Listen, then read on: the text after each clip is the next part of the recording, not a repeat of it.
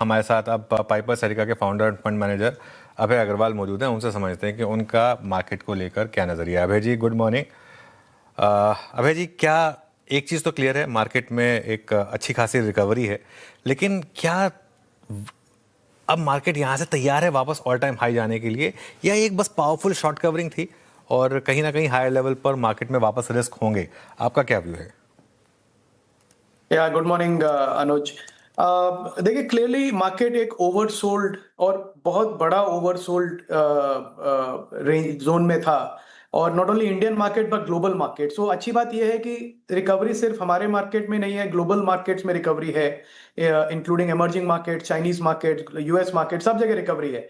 तो वो इसलिए है क्योंकि इन्वेस्टर्स ने एक राहत की सांस ली है पिछले काफी दिनों से, जब से सीज फायर अनाउंस हुआ है। सीज फायर होल्ड कर रहा है। दोनों पार्टीज ने कोई ऐसा कदम नहीं उठाया है कि लगे कि वापस से वॉर की सिचुएशन बन जाएगी। तो अगर ये सीज फायर होल्ड करता है, और ओवरसोल्ड सिचुएशन थी, कैश पे लोग बैठे हुए थे जिनको डिप्लॉय करना है, तो मुझे लगता है कि ये काफी स्ट्रॉन्ग बॉटम बना है यहां से। अब जो यहां से रिकवरी है वो डिपेंड करेगी अनुज लिक्विडिटी फ्लोज पे। इंडिया की बात करें तो डोमेस्टिक फ्लोज तो स्ट्रांग है, पर एफपीआई फ्लोज थोड़े स्टेबलाइज हो, सेलिंग ही कम से कम बंद हो जाए, तो आई थिंक तब ये मार्केट अटेम्प्ट करेगा ओवर नेक्स्ट 3-4 मंथ्स वापस एक नए हाई के जाने की तरफ। द गुड थिंग अनुज, जो जितना भी हमने देखा है कि वॉर के टाइम पे भी डोमेस्टिक कंजम्पशन पे कोई फर्क नहीं पड़ा। जितने हमने चैनल चेक्स किए डिस्ट्रीब्यूटर से, रिटेलर से, कंजम्पशन इंडिया में काफी स्ट्रांग रहा है। तो आई थिंक जो अर्निंग्स हैं, मुझे नहीं लगता है कि ज्यादा नेगेटिव इंपैक्ट आएगा जो वॉर की सिचुएशन हमने देखी। और मिड कैप स्मॉल कैप्स में स्पेशली मैं एक्सपेक्ट कर रहा हूँ कि अर्निंग्स ग्रोथ अच्छे आएगा। तो उस हिसाब से मार्केट में एक डेफिनेटली सेटअप बन रहा है कि ऊपर की तरफ जाए। बाउट्स रहेंगे बीच में प्रॉफिट टेकिंग के, बट मुझे लगता है कि ट्रेंड ऊपर की तरफ ही है अब। काफी है अभय जी। तो इस समय इस रैली को लीड किया है लार्सन एंड ट्यूब्रो ने।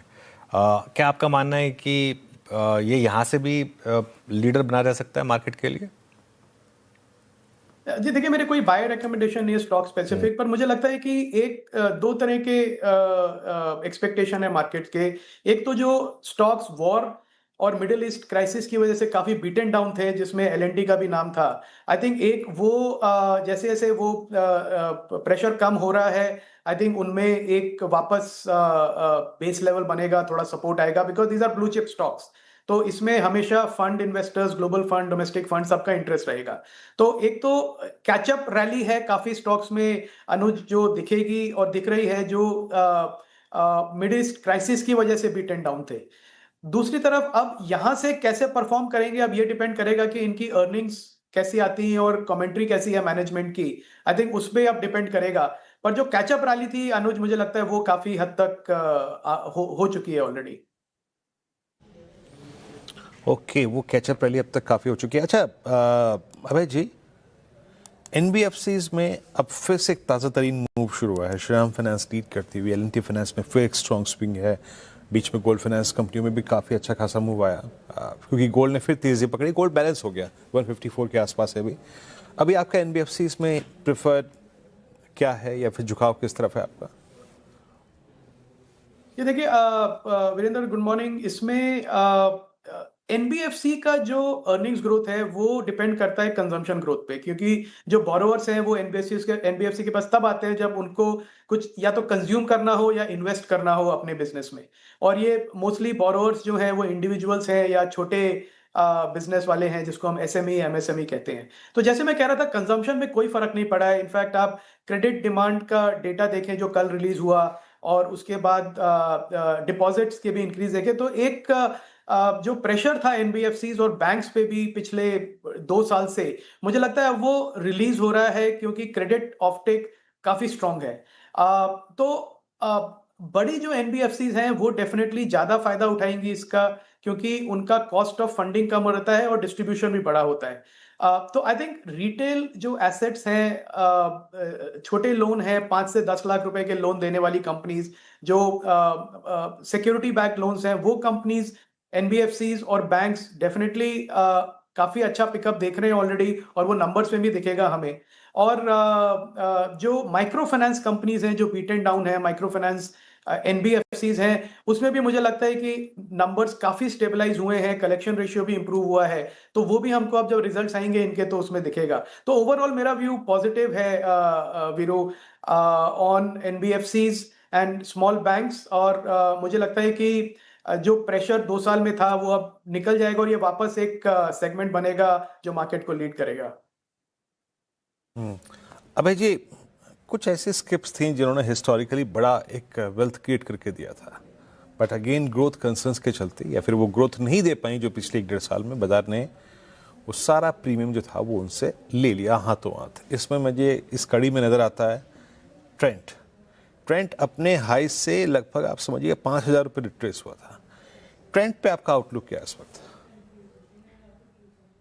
अगेन स्टॉक स्पेसिफिक मेरी रिकमेंडेशन है वीरू, पर आपने जैसा सवाल पूछा कि ट्रेंड और ट्रेंड के जैसी कंपनीज हैं जिनमें जो काफी एक अग्रेसिव वैल्यूएशन पे ट्रेड करते थे, मेरा मानना है कि ये कंपनीज बहुत अच्छी हैं। और जो 29 ट्रेंड के जो पीयर ग्रुप कंपनीज हैं, एफएमसीजी में लीडर हैं, रिटेल में लीडर हैं, बहुत सॉलिड ब्रांड्स हैं, डिस्ट्रीब्यूशन अच्छा है, मैनेजमेंट अच्छा है, कंपनीज में कोई कोई प्रॉब्लम नहीं है, कोई कमी नहीं है, ग्रोथ ट्रैक है, अच्छा ग्रोथ है। पर क्या होता है, जो इन्वेस्टर्स को ये देखना पड़ता है कि कंपनी तो अच्छी है, पर जिस वैल्यूएशन पे आप ले रहे हैं, क्या वो अच्छा वैल्यूएशन है कि वो आपको रिटर्न बना के देगा, कि आपने ऑलरेडी अगले 5-10 साल की जो ग्रोथ है ऑलरेडी फैक्टर इन कर ली है उस प्राइस में। तो ट्रेंड मुझे लगता है यही गड़बड़ हुई ट्रेंड के साथ कि एक डार्लिंग स्टॉक बन गया मार्केट्स का, और ये इसमें ट्रेंड की कोई गलती नहीं है, ये मार्केट पार्टिसिपेंट्स हैं, फ्लेवर ऑफ द मंथ होते हैं, अक्सर कुछ ना कुछ चलता रहता है। तो ट्रेंड भी उसी में फंस गया था, मुझे लगता है ओवर प्राइस्ड हो गया था at this level. I think अब काफी एक, अगर किसी को बेट करना है इंडिया की रिटेल स्टोरी पे, कंजम्पशन स्टोरी पे, तो ट्रेंड एक बहुत सॉलिड स्टॉक है। मेरा बाय रिकमेंडेशन नहीं है, अगेन मैं फिर कहूंगा एज अ डिस्क्लेमर, पर as a peer group trend और ट्रेंड जैसी कंपनीज, आई थिंक वैल्यूएशन जो करेक्शन हमने देखा है पिछले 3-6 महीने में, कि सडनली जो एक डार्लिंग स्टॉक्स थे अब वो चाम चला गया इन्वेस्टर्स का, तो लो पार्टिसिपेशन है, यहीं पे एक मौका मिलता है लॉन्ग टर्म इन्वेस्टर्स को इन स्टॉक्स को ऐड करने का पोर्टफोलियो में। ओके, चलिए ठीक है, ये बात हो गई आपकी कुछ ऐसे स्टॉक्स जहाँ पर करेक्शन देखने को मिली है। अभय जी, एक सवाल मैं आपसे पूछना चाहूँगा, ये पूरी की पूरी जो ईएमएस स्पेस है जहाँ पर वापस बाइंग लौट रही है पिछले कुछ दिनों में, इस पर क्या व्यू रख रहे हैं आप?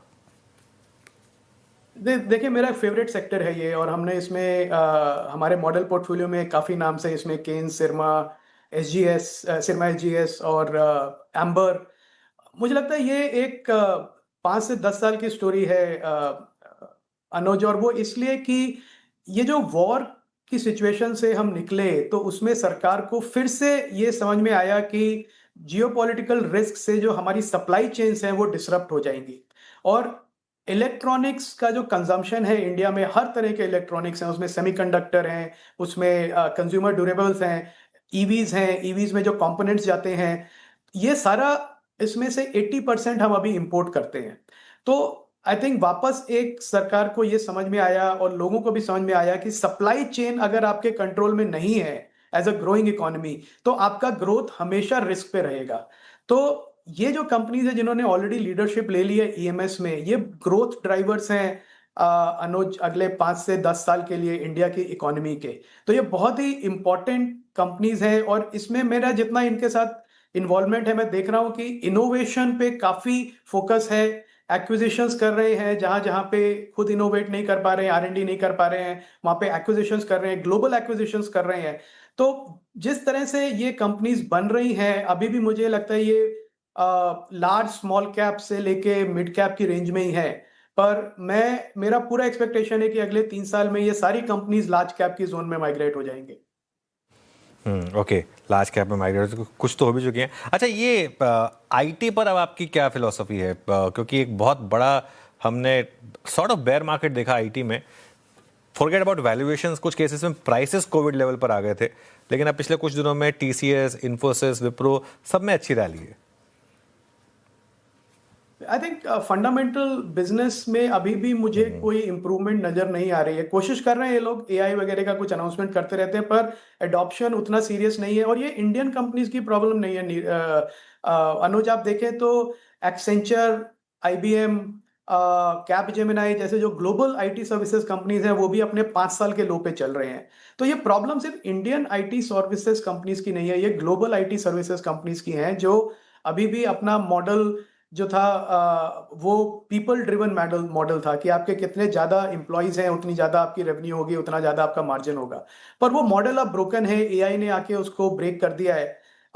तो अब इन कंपनीज को अपना मॉडल वापस से रीइन्वेंट करना पड़ेगा और कोशिश कर रहे हैं, इनमें वेयर-विदॉल है। आज मैंने एक्चुअली मैं बहुत खुश था जब मैंने आज पढ़ा कि टीसीएस ने अपना जो डिविडेंड है वो कम किया है क्योंकि वो अपना पे आउट करने की बजाय वापस बिजनेस में, इनोवेशन में इन्वेस्ट करना चाहते हैं। तो यही चीजें मैं पढ़ना चाहता था, यही चीजें मैं सुनना चाहता था।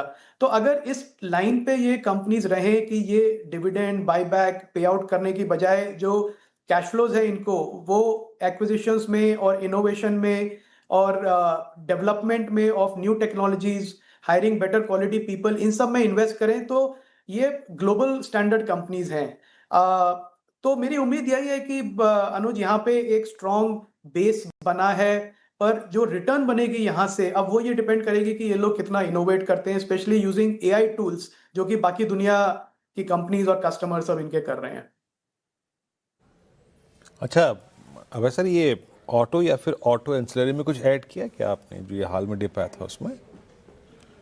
देखिए मॉडल पोर्टफोलियो में हमने ऐड किया था एसजेएस एंटरप्राइजेज और एक और कंपनी है जो हम अब देख रहे हैं, जिसको मैं होपफुली नेक्स्ट टाइम आऊंगा तो आपसे बात कर पाऊंगा। पर ऑटो कंपोनेंट, ऑटो एंसिलरी के बजाय ऑटो कंपोनेंट्स में हमारा बहुत फोकस है क्योंकि मुझे लगता है कि यहाँ पे भी काफ़ी कंपनीज हैं इंडिया में जो इलेक्ट्रॉनिक्स, ऑटो इलेक्ट्रॉनिक्स में और कॉम्प्लेक्स इलेक्ट्रॉनिक्स में लीडरशिप लेंगे एट ग्लोबल लेवल। सो पर ये काफ़ी यंग कंपनीज हैं तो रिसर्च करने में थोड़ा टाइम लगता है। बट मेरा पॉजिटिव व्यू बहुत है। आई थिंक इंडिया की ऑटो इंडस्ट्री को सपोर्ट करके अब ये काफ़ी ग्लोबल लेवल के प्लेयर्स बन रहे हैं धीरे धीरे। तो ये डेफिनेटली स्पेस है जहाँ पे इंडियन ऑटो कंपोनेंट सप्लायर्स के लिए काफ़ी काफ़ी अच्छा मार्केट रहेगा। ऑलराइट, अभय जी बहुत बहुत शुक्रिया हमारे साथ जुड़ने के लिए और हमसे बात करने के लिए।